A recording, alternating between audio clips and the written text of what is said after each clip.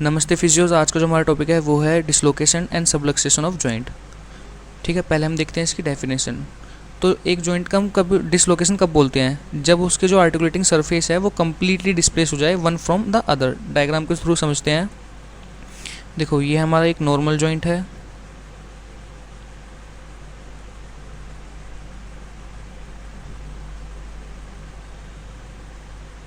और ये हमारा डिसलोकेटेड जॉइंट है।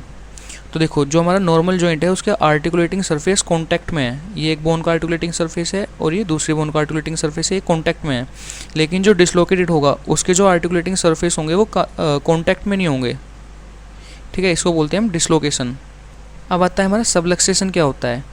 A joint is subluxated when its articular surface are only partially displaced and retain some contact between them. मतलब देखो, dislocation में क्या हो रहा था, हमारा कंप्लीट डिसलोकेशन हो रहा था आर्टिकुलेटिंग सरफेस का। सबलक्सेशन में क्या होगा, हमारा कुछ तो पार्ट कॉन्टैक्ट में है और कुछ नहीं है, तो उसको बोलते हैं हम सबलक्सेशन।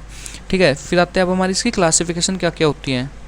अब देखो, पहला आता है हमारा कंजेनाइटल, जैसे कंजेनाइटल डिसलोकेशन ऑफ हिप। ठीक है, कंजेनाइटल मतलब होता है बचपन से ही। एक्वायर्ड मतलब बर्थ होने के बाद। अब इसमें क्या क्या कॉजेज हो सकते हैं?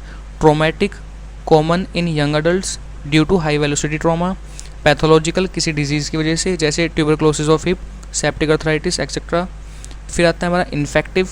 फिर आता है हमारा पैरालिटिक, जैसे पोलियोमाइलाइटिस। ठीक है, फिर आता है हमारा इन्फ्लामेशन, जैसे हमारा आता है इन्फ्लामेशन में क्या आ सकता है, इन्फ्लामेशन में रूमेटॉइड अर्थराइटिस। ठीक है, देखो ये लिखा इन्फ्लामेटरी, जैसे रूमेटॉइड अर्थराइटिस। अब देखो, जो ट्रोमेटिक डिसलोकेशन की क्लासिफिकेशन है उसको हम थोड़ा और डिटेल में पढ़ते हैं। ये जो ट्रोमेटिक डिसलोकेशन होता है हमारा कॉमनेस्ट कोज होता है डिसलोकेशन का और सबलक्सेशन का लगभग सभी जॉइंट में। ठीक है, फोर्स वेरी करता है फ्रॉम जॉइंट टू जॉइंट। जैसे अगर कोई हमारा स्मॉल जॉइंट है तो उसमें फोर्स कम चाहिएगी, और अगर हमारा कोई बड़ा जॉइंट है तो उसमें फोर्स ज़्यादा चाहिएगी। ठीक है, ये इस लाइन का मतलब। फिर इसमें भी सब डिवीज़न होता है। A, acute traumatic dislocation. Force is the main contributing factor, example shoulder dislocation. देखो, शोल्डर जो है जल्दी से डिसलोकेट नहीं होता, उसमें बहुत ज़्यादा फोर्स चाहिए होती है डिसलोकेशन करने के लिए। ठीक है, ओल्ड अनरिड्यूस्ड डिसलोकेशन। बी जो होता है हमारा ओल्ड अनरिड्यूस्ड डिसलोकेशन, मतलब a traumatic dislocation not reduce में present as an old unreduced dislocation, example old posterior dislocation of the hip. ठीक है, फिर आता है रिकरेंट, मतलब एक बार हमने जॉइंट डिसलोकेशन रिड्यूस कर दिया, उसको उसकी जो लोकेशन है उस पर आ गया, एनाटॉमिकल पोजीशन पर आ गया, लेकिन फिर दोबारा डिसलोकेट हो गया, उसको बोलते हैं रिकरेंट डिसलोकेशन। वही हमारे इस लाइन में लिखा है। In some joint proper healing does not occur after the first dislocation. ठीक है, मतलब हील प्रॉपर से हील नहीं हुआ फर्स्ट डिसलोकेशन के बाद, तो रिकरेंट दोबारा से हो गया। ठीक, फिर जो हमारा डी पार्ट आता है वो होता है फ्रैक्चर डिसलोकेशन, मतलब डिसलोकेशन भी है और फ्रैक्चर भी है, दोनों एक साथ हैं। ठीक है, फिर आता है हमारा सेकंड में क्या आता है हमारा पैथोलॉजिकल डिसलोकेशन। जॉइंट सरफेस में बी डिस्ट्रॉयड बाय इन्फेक्शन और डिसीज़। जॉइंट मतलब जो हमारे जॉइंट सरफेस है, आर्टिकुलेटिंग सरफेस, वो डैमेज हो गए किसी डिजीज़ की वजह से। ठीक है, या फिर कोई इन्फेक्शन की वजह से। और इसमें क्या होगा, लिगामेंट भी कभी कभी डैमेज हो जाता है, तो जो हमारा डिसलोकेशन और सबलक्सेशन के में इन्वॉल्व होता है, जैसे हिप डिसलोकेशन इन सेप्टिक अर्थराइटिस। अब देखते हैं हम इसकी पैथोएनाटॉमी क्या होती है। देखो, ये नॉलेज के लिए है, ऐसे एग्जाम में मर्जी है लिख भी सकते हो और नहीं भी। तो dislocation require damage to the protective ligament और जॉइंट कैप्सूल। अब हमें पता है कि एक जो जॉइंट है वो किसके थ्रू मतलब कॉन्टैक्ट में रहता है, लिगामेंट हो गया, कैप्सूल हो गया। ठीक है, अगर हमारा लिगामेंट और कैप्सूल ही डैमेज हो जाएगा तो फिर जॉइंट को होल्ड कौन करेगा? तो ये वही लाइन का मतलब है इसमें कि जो हमारा डिसलोकेशन होता है वो उसमें लिगामेंट और कैप्सूल डैमेज होना चाहिए। Typically the capsule and reinforcing ligament are torn allowing the bone to escape. वही मतलब इस लाइन का जो मैंने अभी बताया। Sometime the capsule is strip from its bony attachment. देखो, इसको डायग्राम के थ्रू समझते हैं। देखो, ये हमारा नॉर्मल जॉइंट है और लिगामेंट है। उस लाइन में ये लिखा था कि जो हमारा लिगामेंट है कभी कभी ऐसा होता है कि बोन के साथ चिप ऑफ हो जाता है, जिसको बोलते हैं हम एवल्जन फ्रैक्चर। देखो, ये लिगामेंट है और ये बोन है। लिगामेंट इतना स्ट्रॉन्ग है कि उसको तो कुछ नहीं हुआ, लेकिन ये बोन के साथ निकल गया। ठीक है, देखो मैंने ये वाली लाइन बता दी गलती से। Rarely A ligament can withstand the injury force causing A fracture of bone. ठीक है, जो हमारी पहले वाली लाइन थी वो होती है sometime the capsule strip of from its bony attachment, मतलब जो कभी कभी क्या होता है, कैप्सूल अपनी जगह से हट जाता है। जैसे अगर हमारे कोई बोन है, जॉइंट है और ये कैप्सूल है, तो ये कैप्सूल ही हट जाता है अपनी अटैचमेंट से फिर वो डिसलोकेट हो जाता है हमारा जॉइंट, ठीक है। अब हमारी क्लिनिकल फीचर है, क्लिनिकल मैनिफेस्टेशन क्या होंगी, पेन। देखो डिसलोकेशन में पेन ज़्यादा होता है फ्रैक्चर से, क्योंकि जो हमारा कैप्सूल होता है वो बहुत ज़्यादा स्ट्रेच होता है उस टाइम पे। स्वेलिंग होगी, loss of the movement, shortness of the limb. Telescopic test positive होगा, ठीक है। अब टेलीस्कोपिक टेस्ट देख लेना एक बार, इसके लिए अलग से वीडियो बनानी पड़ेगी, वैसे छोटा सा है, देख लेना। अब आता है हमारा इन्वेस्टिगेशन, क्या करेंगे हम, एक्सरे, एंटीरियर पोस्टीरियर व्यू और लेटरल व्यू, ठीक है।